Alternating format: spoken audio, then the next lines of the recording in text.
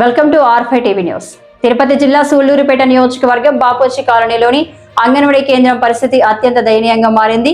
కేంద్రం చుట్టూ మురుగునీరు నిల్వ ఉండడం, ముళ్ల కంచెతో ప్రమాదకర వాతావరణం ఏర్పడడం, దోమలు విపరీతంగా పెరగడం, తీవ్ర దుర్వాసన రావడం వంటి సమస్యలు అక్కడ చిన్నారుల ఆరోగ్యాన్ని తీవ్ర ప్రమాదంలోకి నెడుతున్నాయి.